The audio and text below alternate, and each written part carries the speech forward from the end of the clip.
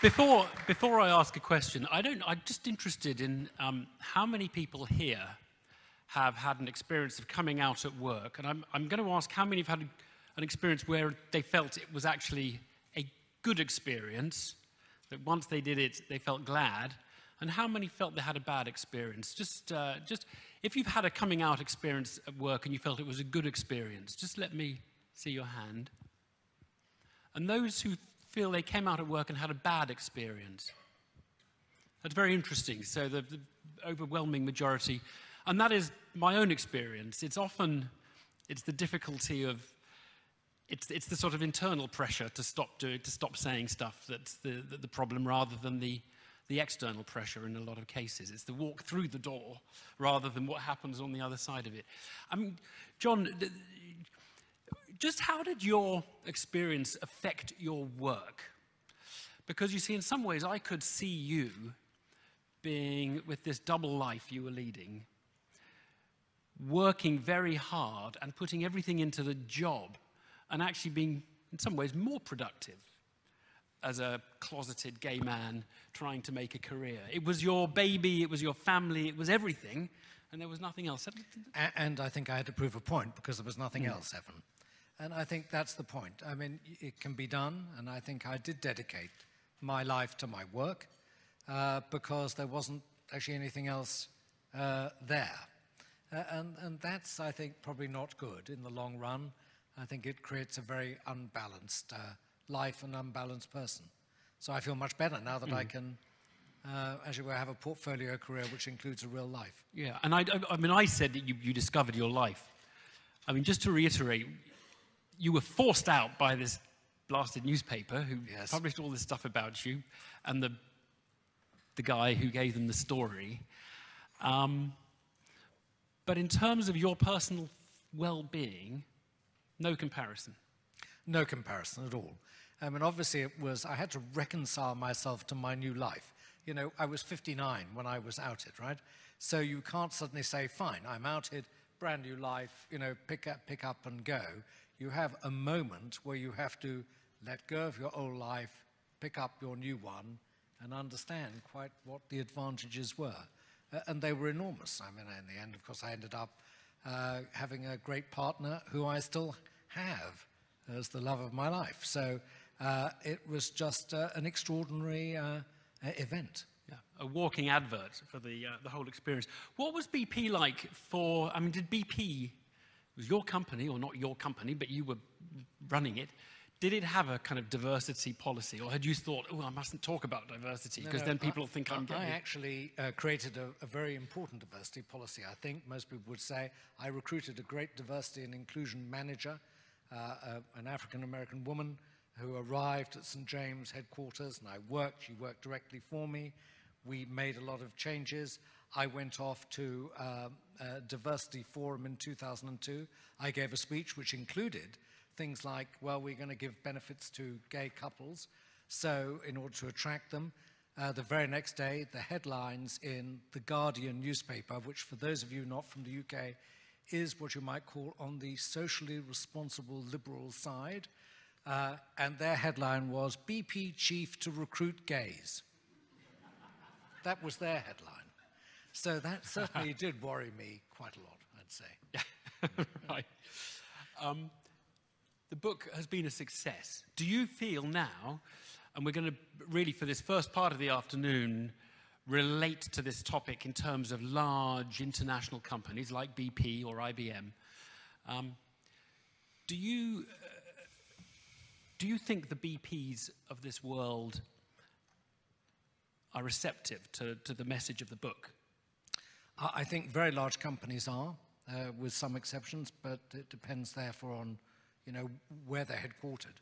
But actually very large companies are, and they have the means whereby to invest in the change in culture and the systems and the backup to get this done. And it's not just companies, it's big institutions like World Bank, IMF, for example, IFC, they're doing a lot. So I think the movement is certainly happening.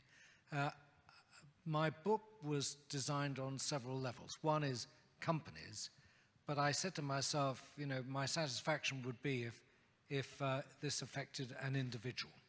And actually, I do get people come to me and say they read the book and they decided to come out, and that, to my mind, is as important.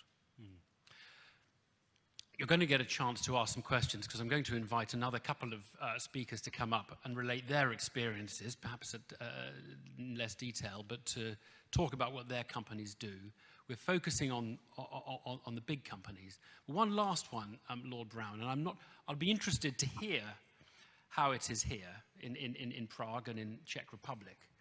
But my experience at the BBC is that when I arrived there, which is 20 years ago, more than 20 years ago, when I arrived there, the subject wasn't really much talked about. There might have been a bit of gossip about somebody or somebody else, but it wasn't much talked about. And I think it was a liberal environment. I don't think there was any homophobia. It wasn't negative. And I think BP wouldn't have been negative in your, or not very. It depends which years, I'd say. Yeah. But what I observe now is there is a huge generational difference. So the people who are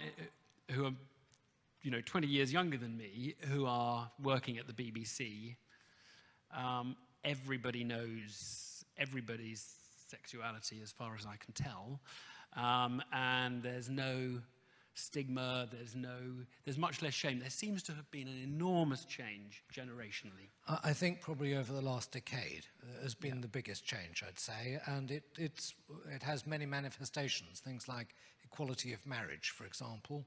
But, before then, I would say homophobia, no, but lack of respect, yes.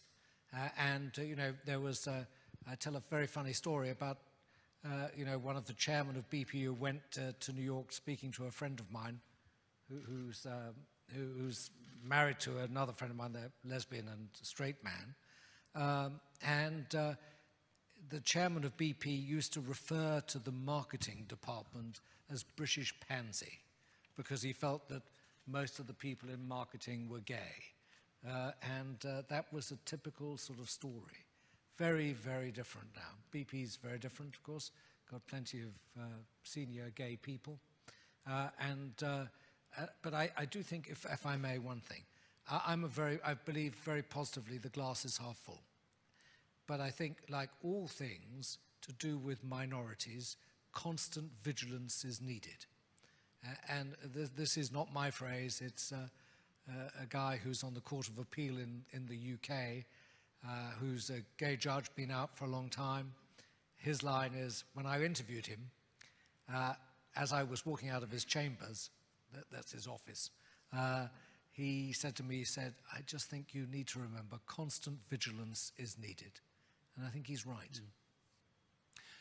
Let me invite our next two speakers to come up and join us on the stage, if they would. We have two speakers from big international corporations. Jean-Michel Monod, who's head of diversity at Sodexo. Jean-Michel, welcome. And also Claudia Brind-Woody from the United States, Vice President and Managing Director for Global Intellectual Property and Advanced Technology Licensing at IBM. So two very large companies. Claudia, tell us a little bit about IBM and its experience. And we're focusing for this first part, as I say, on the larger companies and the kind of the benefits that they perceive or fail to perceive of diversity and inclusion. Claudia. We're really fortunate at IBM that it's in our DNA. Early on, we had leaders, our senior executives, Thomas Watson, Senior Thomas Watson Jr., our CEOs, who back in 1953 had our first non-discrimination policy. Yes, and back in the late 50s and early 60s, we had an experience where we were asked to come and build big manufacturing plants in the states of North Carolina and Kentucky in the US. And at the time, the law in those states was that the blacks and whites had to have separate toilet facilities and drinking fountains. And we said, we're not coming until the law changes. And the law in both of those states changed, and we built two of our biggest manufacturing facilities in Raleigh, North Carolina, and Lexington, Kentucky. We had equal pay for equal work for women before it was mandated by law. And our non-discrimination policy for sexual orientation was in 1984. So we have a history of respecting the individual that we're very proud of. We've worked very hard in the LGBT space to try to make a difference in the world. One of our values is innovation that matters for IBM and the world. So we take that very seriously. And along the way, we've been able to make a difference, whether it's by sponsoring the sessions like this in places that are moving up what I would call the maturity curve on LGBT rights, or helping places like the US get it right when it comes to marriage and some of our non-discrimination in the workplace policies. Tell us about your own story. My own story. Let's get personal. All right. Well, I was very fortunate to come into IBM as a professional hire. So I came in as an out lesbian. They knew me and I knew them from the Atlanta Olympics. I was one of the directors of the results system that had IBM, Swatch, Xerox, and Scientific Atlanta, and they kept bugging me till I came to work for IBM after that. But I was able, and in fact, I was the number 3 out executive in IBM. We have 44 now. And I'm one of the global co-chairs. But I've had a really good experience. I've been very privileged at IBM. I think one of the most telling stories, personally, is that in 2011, I married my partner, who happened to be a Brit. And we married in New York because it was legal in New York. But at the time, the Defense of Marriage Act was still in force in the US, and she could not move to the US. She works for Citibank, another big company, and she could have moved to the US with her company, but IBM said, you know, it doesn't matter. You run a global team, it doesn't matter where you sit. We'll allow you to move to the UK. So I immigrated to the UK, and I'm now an IBM UK employee because of that policy of tolerance and inclusion. So I feel very privileged to work for IBM. Yeah, and to the benefit of the UK, which is a point that John Brown mentioned, that the recruitment struggle for top talent around the world is saying that you don't want certain categories of people is not a good way to raise your batting average, to raise your average employee productivity. Jean-Michel, tell us a little about Sodexo, because I, until this morning, didn't know. You've got like hundreds of thousands of employees. You're as big as IBM. Tell us a little about the company and its diversity policy. Yeah. Just before that, I would like to thank my co-panelist, Lord Brown, the First Lady you recruited as Chief Diversity Officer, is a member of our board. So thank you for that. She's a great one. And Claudia, the first time we had to talk on LGBT at the group executive committee, we decided to invite somebody from the business, just to convince our leaders that it was not only the last good idea of the CEO of the guy in charge of BNI, and we invited somebody from IBM. So I'm very happy to be with both of you for that.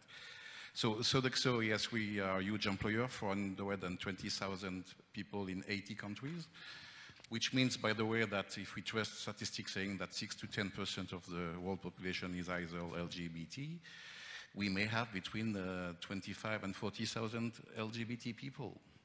The question being where are they? We deliver quality of life services, and delivering quality of life services for our client means that firstly, we need to deliver quality of life for our employees, which means being inclusive. And I would love to say that it's obvious, that it's natural, that it's part of the DNA. I don't know anybody, any company having DNA totally open to diversity and inclusion, because that's not the way we are raised. So, as a service company, we have to, and I want to build on what you said about engagement. That's really, we know that to be performant, to deliver, to have a good profitability, we need to have engaged people. That's why we're extremely committed to D&I. We do a lot, not enough. So we are progressing slowly, far behind you in terms of LGBT, because we started 8 years ago, you started 30 years ago. But we are trying to run behind you.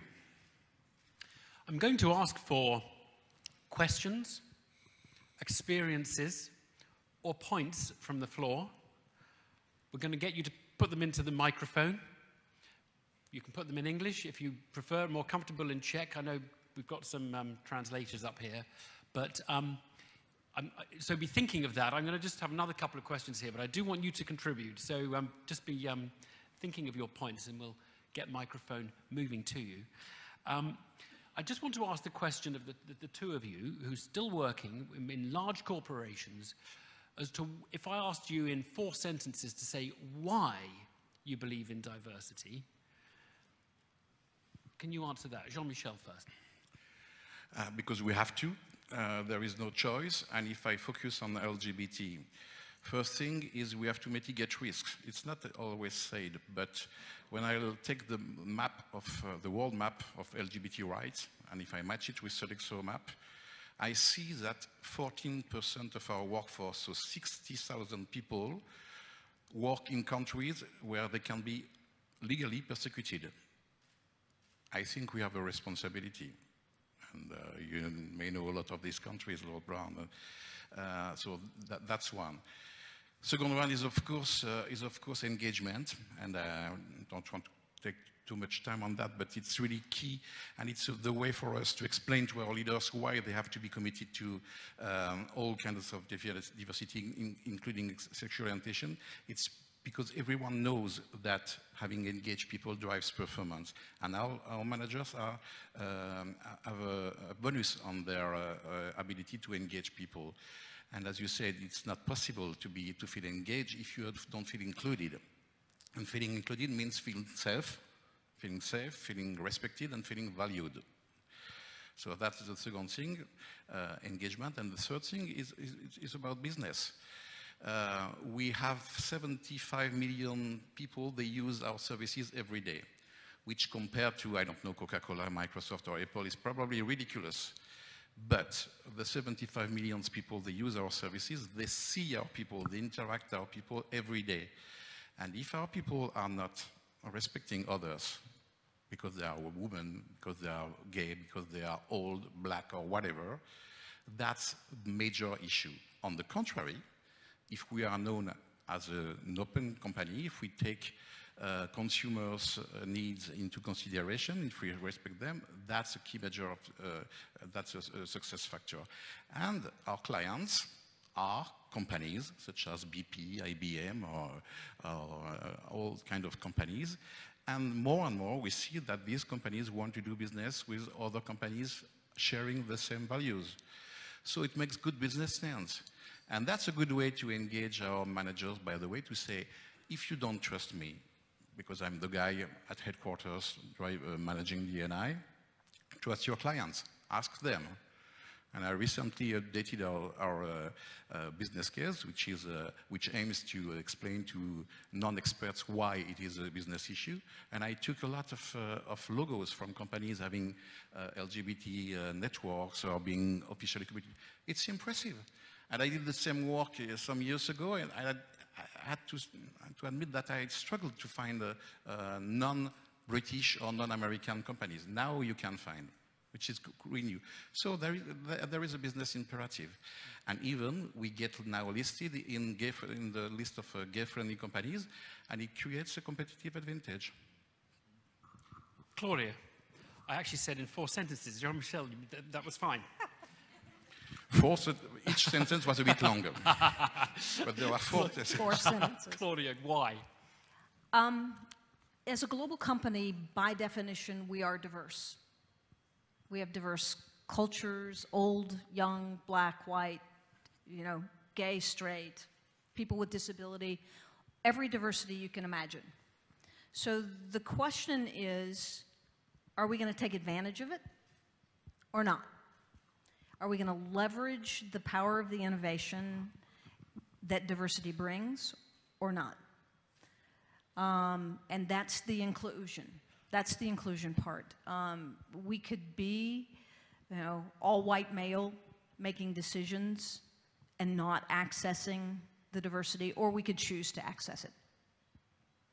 And everything you said in terms of our people, our clients, and our business growth are part of that equation. I saw on Facebook the other day a little video that had gone viral. I don't know, it was actually in Sweden, which is a very progressive country. It was somebody who did an experiment on an employer of sending 2 candidates for a job. And one, at the end of the interview, sort of asked a question and said, "My boyfriend and I," so obviously in a very subtle way, just coming out and making clear that he was gay. And the other one was a hopeless candidate, absolutely hopeless.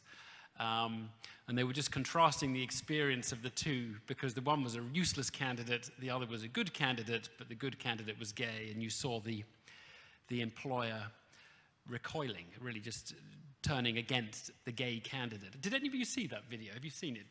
Okay, we'll look it up. It's a sweet, did I see a hand go? It was actually, it's just a kind of fascinating and almost a bit shocking just to see it there with a secret camera looking at the employer. But I do think the recruitment, that the big brand, the image of a company is not just around the kind of the branding of the product. There's a sort of a bigger aura that sits around a company, and there's definitely a kind of a warmer feeling about some companies than other companies, and if you can get that, then people do seem to want to work for you more, and when they get there, they maybe work better for you as a result of that. Yeah, and I'd like to comment on that, if I may. One of my favorite stories about IBMers recruiting talent was at an MBA recruitment seminar for LGBT MBAs.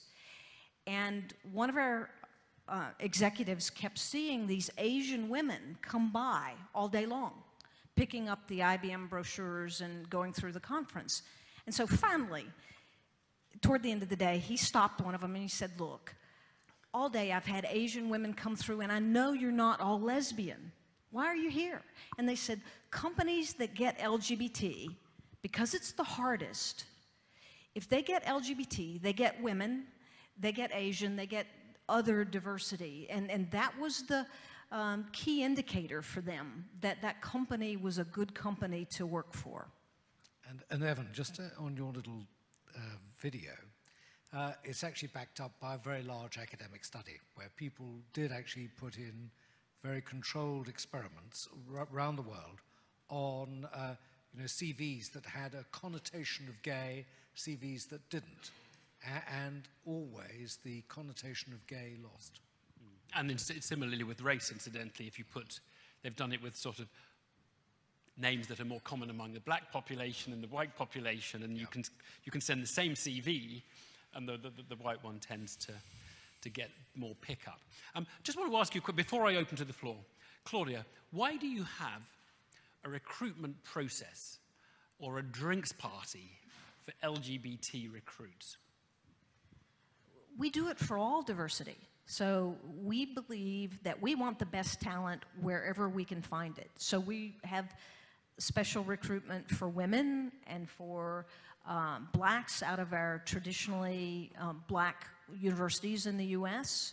But why don't you just have a recruitment drinks party or recruitment drive? I mean, why do you still, given that you're 30 years down the road, 50 years, 70 years down the road of this being an inclusive company, why do you have to still categorize people? Because diversity matters. We still have recruitment for engineers that's different from our recruitment of MBAs, that's different for our recruitment of people in our communications functions from the journalism school. Every aspect of diversity matters, and being able to segment those aspects and value whatever that part of diversity is, whether you're an engineer or an accountant, we think that's important.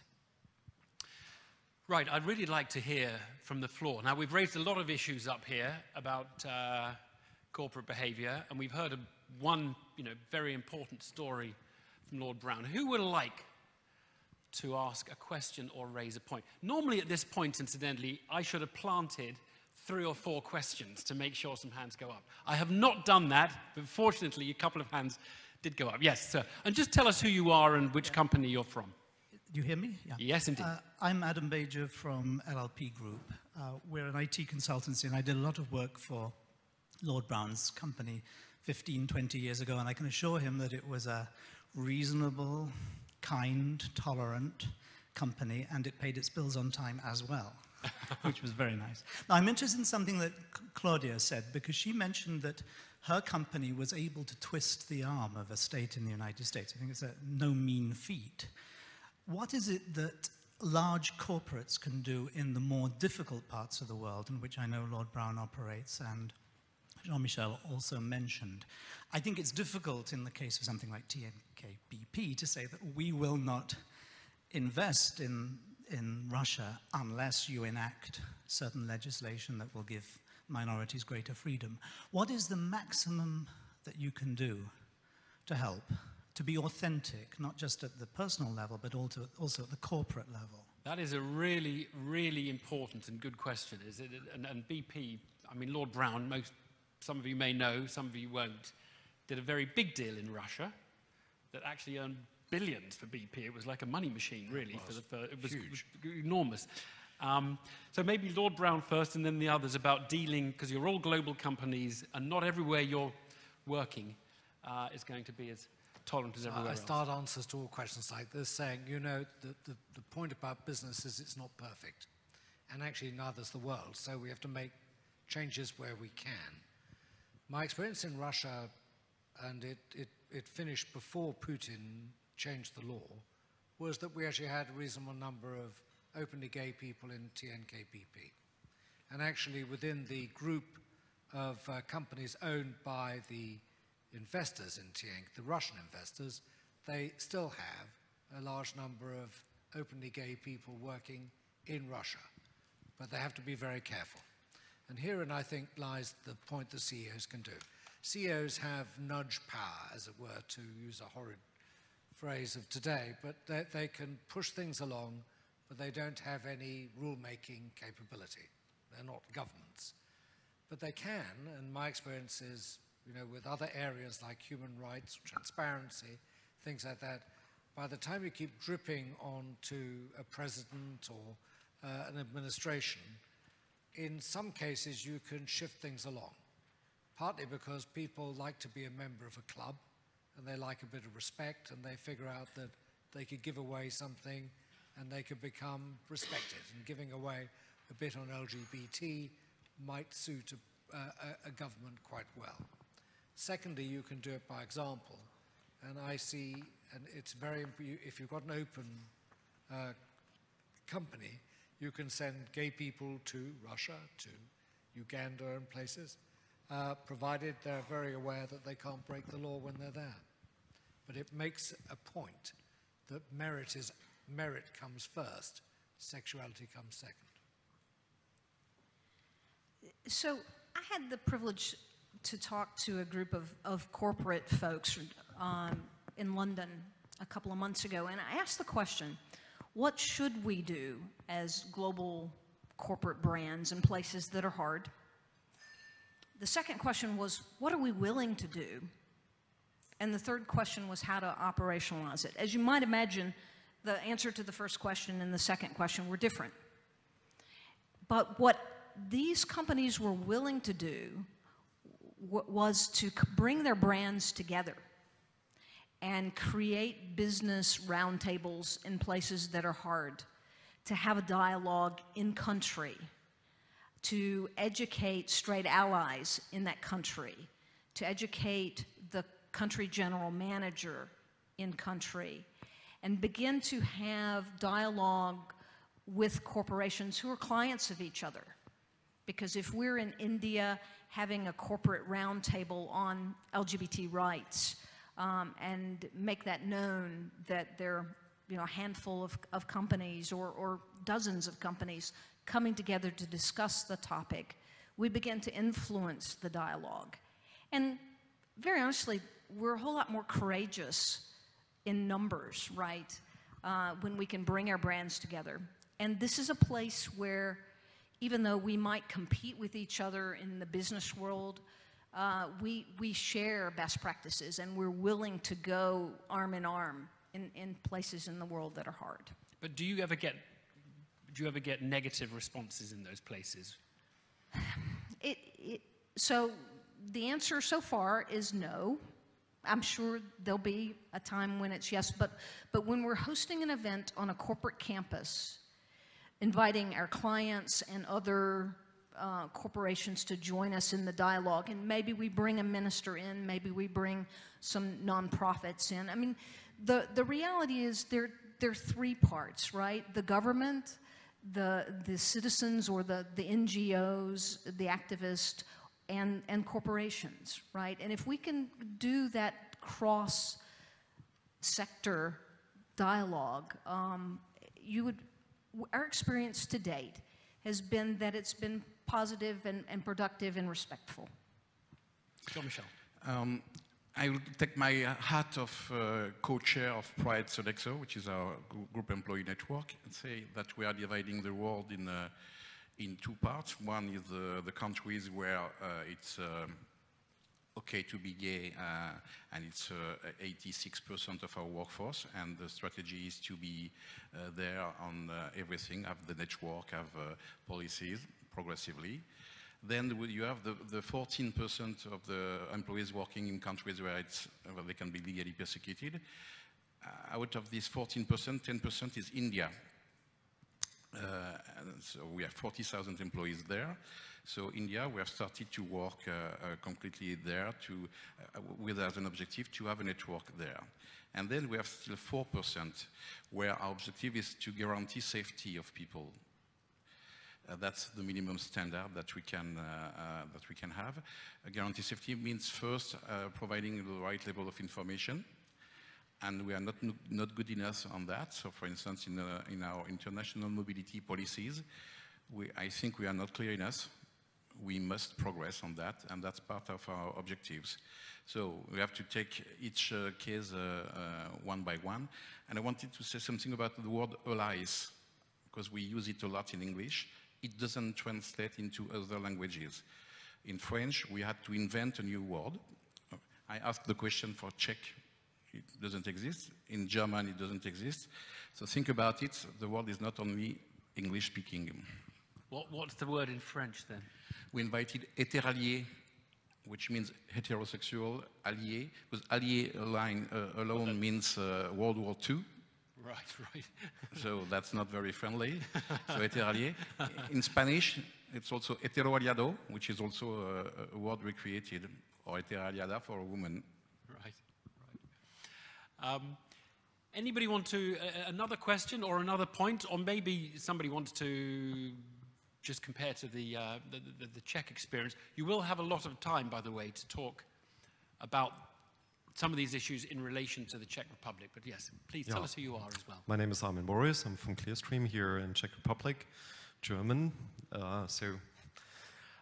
My question is, being gay and being a business leader and being in a board, you are as well invited from time to time to events in the evening. So there's cultural events where you are asked to bring your husband or your wife. Did you experience that after people discover that you're gay or lesbian, that you are receiving less invitations? And the second part of my question would be, what did you feel when you go there, how people are looking at you? So is there any big surprise? So, hello, this is my husband, or this is my spouse. How does this work? Yeah, it's a very good question. Jean-Michel, you're straight, so you haven't got an experience related. You've got nothing to share. I'm sorry. Yeah.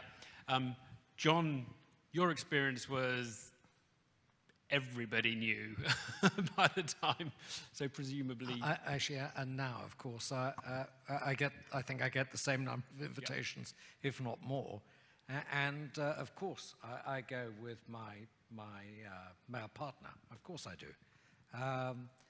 That's to say, if he wants to come. Not another boring old oil industry thing. Claudia. So I've been very fortunate. Yeah, I'm married to a British wife, and she gets invited with me to corporate events, and have had no negative reaction whatsoever. IBM learned in the 80s, instead of saying bring your husband or wife, actually most of it said bring your wife, right? We started saying bring your adult guest, right? And people could bring their mother if they wanted, as long as the person was an adult. So that opened up the aperture for it to become just more ordinary to bring whomever you chose. And my wife is kind of like Lord Brown's partner. She may not want to come to some of these events, but I think people are respectful, and I think being ordinary, being natural, you know, introducing your partner or your wife or your husband, helps everybody else relax too. I couldn't agree about that more, by the way. I think if you're relaxed, other people are more relaxed. If you're kind of tense about it, it's just so awkward for everybody. But I think the question is a good one, because actually that particular issue of, if you like, just social norms that presume, you know, there's an opposite sex partner, is sometimes the most awkward practical manifestation for people at work. Is, you know, there's an event where the partners are coming and it's, I haven't told them, and it can be the most awkward. It can be the first important reason just to tell everyone at the office what your life consists of. What your life consists of. Have you got an experience with this yourself, by the way? Tell us. I was invited, I was married before, divorced, become gay, being openly gay, so not a big difference or problem. But some people did not recognize that and realize that. And I received here an invitation for a classical concert. And then the person who invited me said, we always wanted to invite you and your wife. I said, oh, sorry, I'm divorced, and by the way, this is my friend. And then you can see how the face was a little bit oops, yeah. And then later on, he opted out to go for the dinner and said it's better when you go alone, yeah. So I think it's really depending on which occasion, yeah. And I thought. Everybody knew, but there's always someone who doesn't know yet, and where this can create some kind of surprises. Let's say it like that, surprises. I actually have to say, I think one of the advantages of gay marriage, legal gay marriage, is that actually it just makes some of these things a bit easier, because there's a kind of an established pattern that you're conforming to, and it does make it a bit easier. We'll take a question here. Yeah, go ahead. Hello, my name is Frank Hoyer. I'm working here for British development company, Lordship, and I'm here since 24 years. My experience in terms of getting events or getting invitation for reception is that I'm totally open gay, and let's say for 90% all my business people or my business friends, they know that I'm gay, so there's no secret about that. And for example, I get sometimes invitations, for example, from the Dutch embassy, where it's written my name with husband. So even this is respected by, of course, some kind of business people. And also when I'm going to business receptions, they always know that I'm coming with my partner, so there's no problem at all. And what you discussed before, when you have, let's say, sending a CV or you have a first interview in a company, I never made, of course, I'm not saying in the interview or put on a CV that I'm gay or have a partner, but of course in some moment it comes in the company with colleagues and so on, yeah, where's your girlfriend and so on. And from the first moment I never made a big deal about that, and I always say I have a boyfriend or partner. Yeah, so, yeah. Can be done, can be done. Okay, I'm just going to put another question to you each, and it's really about diversity. The kind of the diversity industry recognizes various categories: gender, sexuality, race, perhaps religion, and ethnic or national background. When we think of the advantages of diversity in a company, of having people with different minds, often it's not about these different categories where we put people. It'll be about having people who maybe are introverts and extroverts, or people who have mechanical brains as opposed to people with verbal skills, or people who are innately problem-solving and those who are innately, if you like, big picture, non-detail.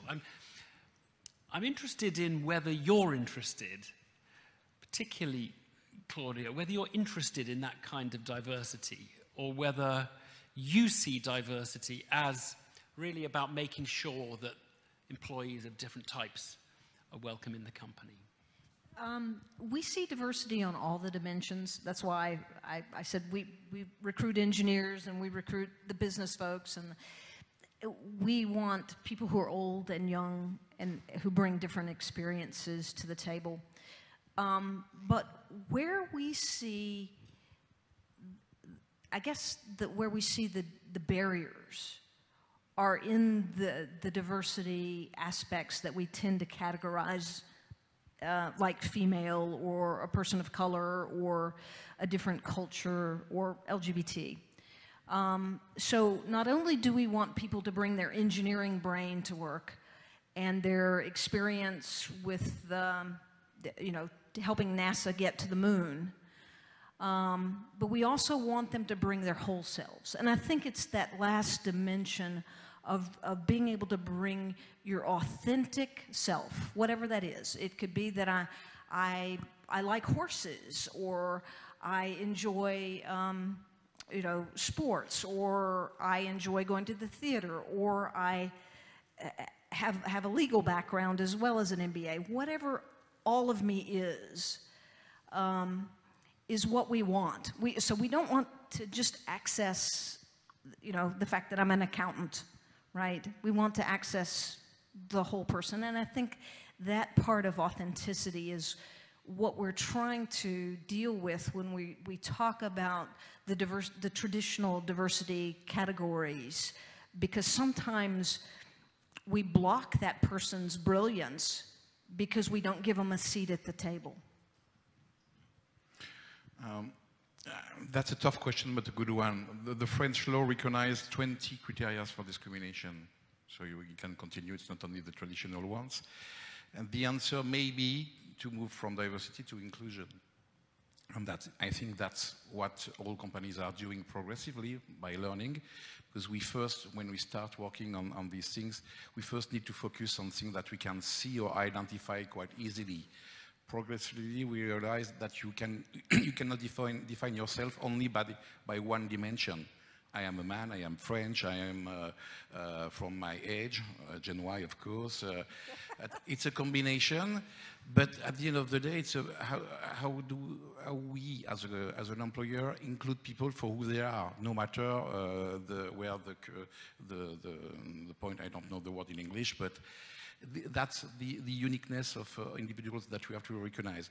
But before getting there, so to this concept of inclusion, which means understanding our biases, we have to go through a learning process, a learning curve, which makes us defining, using words and putting people in some boxes.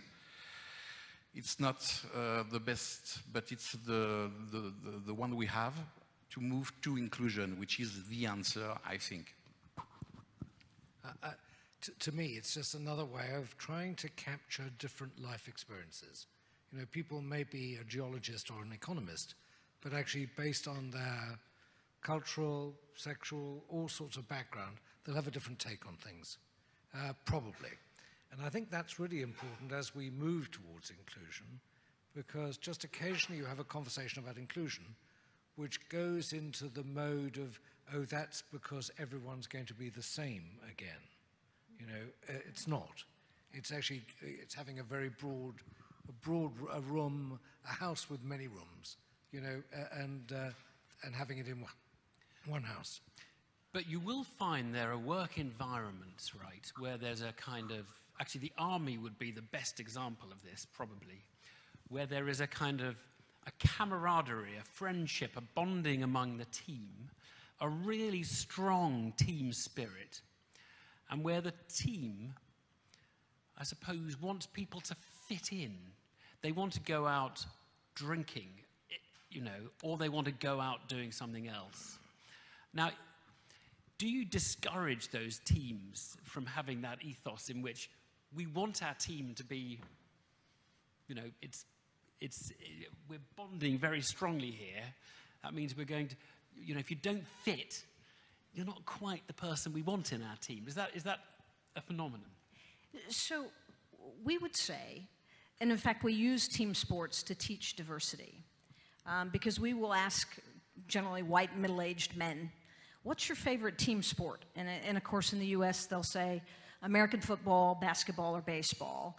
In the UK they'll say proper football, right? In the Nordics they say hockey. In the Netherlands they say proper hockey, right? or field hockey. And I say to them, tell me, what's the most important person on that team? And they'll all, you know, it may be striker in football, it may be quarterback in American football. And I said, look, I'll give you a team of all quarterbacks or all strikers, but I'm going to take a team that has all the positions, all the diverse skills, that can play offense and defense. And we're going to play each other. And which of us is going to win?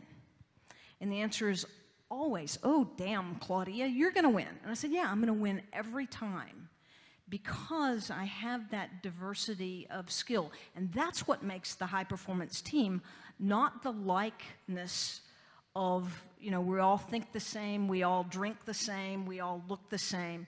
It's that diversity of skill that creates the high-performance team. And all of a sudden, the light bulb goes on. It's about purpose, and therefore how do you engage to the purpose. So, you know, the UK forces for 15 years have been having a big program of LGBT inclusion, and it's actually quite successful.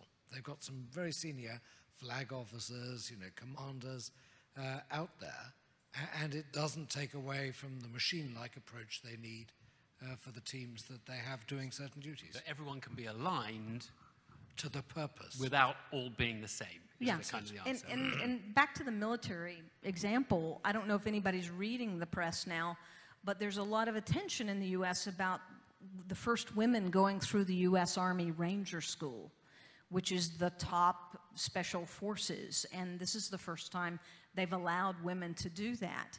And they're still in the process, but there's still 2 women, you know, who've made it through. And it's about the same percent who's made it through, because they had fewer women start, but the same percent as the men who've made it through to this phase. And all of a sudden it goes back to purpose. They're going to be Army Rangers. It doesn't matter whether they're male or female. And oh, by the way, you know, our military were, you know, some of the first to really integrate the black and white, you know, in the U.S., and they became, again, more productive as they integrated and focused on purpose. It wasn't about being alike. Okay, we're heading up towards coffee. I'm going to take one last question. I'll take David Pollard if there isn't another one. Yeah, David Pollard there. Thank you, David Pollard, Director of Workplace Pride in Amsterdam. As a final shot, I'm sure that there's a lot of people in this room who work for Czech organizations who don't have the same level of leadership as we're seeing on the panel. My question to the panel is, what advice would you give to people who are either LGBT in their organization, maybe HR, going back to their Czech companies and taking the next step? What would that be from your standpoint? question. Okay, a brief answer from each of you. Let's start with you, Jean-Michel. First, share what they have heard today. That's what I did when I started, because when I started 8 years ago in France, there was no French company, if I'm right, having a clear commitment to LGBT inclusion in their D&I policies. So we had to take examples from outside of France. So we took IBM, we took some other companies, not that much, because very often those companies were active in their home country, not really in France. But I think it's very important.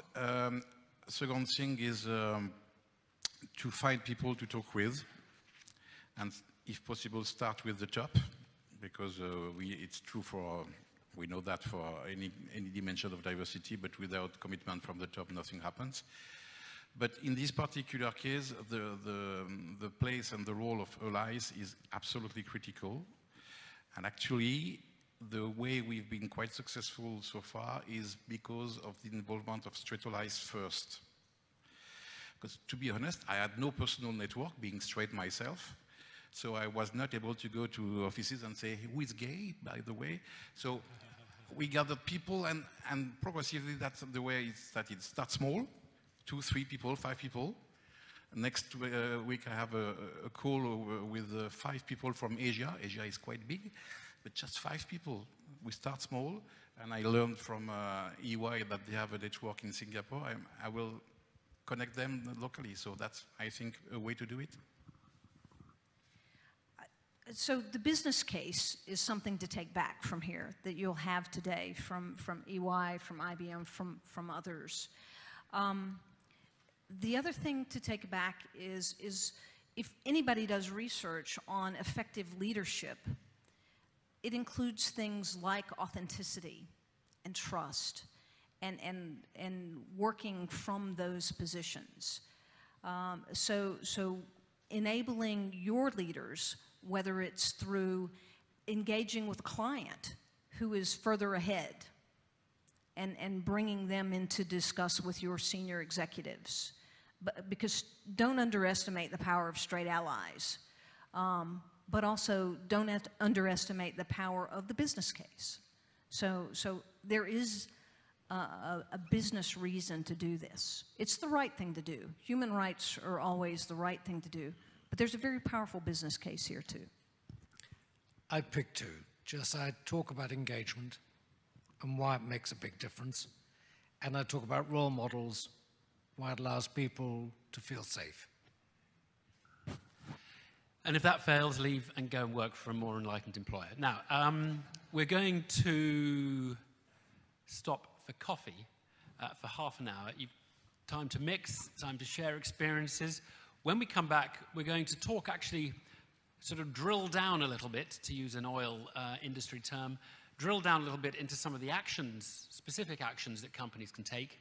And you're also going to have a session specifically on the kind of the experiences you have and the problems you have and the opportunities you have in the Czech Republic specifically. We're not all just going to talk about the world. We will give you an hour on the Czech Republic.